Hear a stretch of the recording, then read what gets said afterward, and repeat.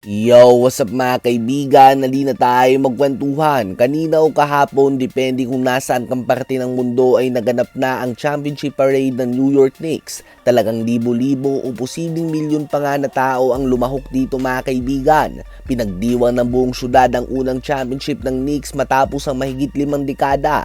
Talagang hinintay nga ito ng kanilang mga fans, kaya naman marami talaga ang nakisali dito. Isa sa mga players ng Knicks ay ang Filipino-American player Jordan Clarkson, ang unang NBA champion na may dugong Pilipino, at talagang pinagsigawan nga ito ni Clarkson sa lahat. Sa championship parade ay talagang daladala nga ni Clarkson ang bandila ng Pilipinas at binawagayway niya ito mga kaibigan. Another proud Filipino moment nga ito na talagang ikinatuwa ng mga Filipino basketball fans. Bagamat hindi na ganun kataas ang porsyento ng Pilipinong dugo ni Clarkson, ay pinapakita niya pa rin nga sa lahat na proud siya na may lahi siyang Pilipino. Si Clarkson ay pumirma sa Knicks ng 1-year deal kung saan nag-average siya ngayong season ng 8.6 points, 1.8 rebounds and 1.3 assists per game. Ganun pa man ay tapos na nga ang kontrata ni Clarkson. Siya ay isang free agent na ngayon na malayang lumipat ng team. Subalit posible pa din naman siyang bumalik sa New York Knicks kung bibigyan nga siya ng kontrata dito ngayong off-season. Isang bagay na hindi pa tiyak na madami sa ngayon. Ano ba ang masasabi nyo tungkol dito?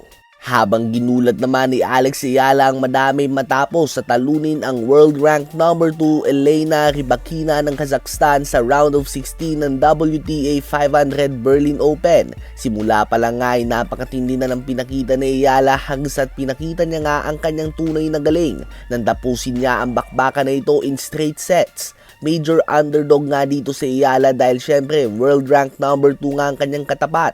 Subalit nagawa pa rin nga niyang may uwi ang panalo dahilan ng kanyang pag-abante sa quarterfinals ng Berlin Open.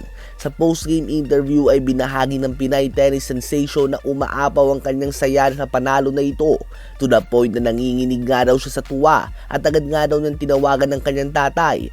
Pahayag din ni Ayala na mainit ang naging simula ng kanyang kalaban, subalit naging malaking tulong nga daw sa kanya ang mga puntos na nakuha niya mula sa kanyang pag-serve na nagsilbi nga daw ito bilang libreng puntos. Malaking panalo ito kay Ayala matapos siyang talunin ang reigning Australian Open champion ay tinalo naman niya ang world rank number 2 in straight sets matapos na talunin siya nito noon sa Italian Open. Ngayon nga ay makakatapat naman niya sa quarterfinals ang world rank number 8 Elina Svitolina. Ano ba masasabi niyo tungkol dito? Sa palagay niyo ba ay kakayanin ni Alex Ayala na umabot sa semifinals ng Berlin Open? I-comment yan sa baba at aking babasahin yan. Huwag kakalimutan na mag-like, mag-subscribe at i-hit ang notification bell for more updates at kwentuhan. Maraming salamat po sa inyong lahat.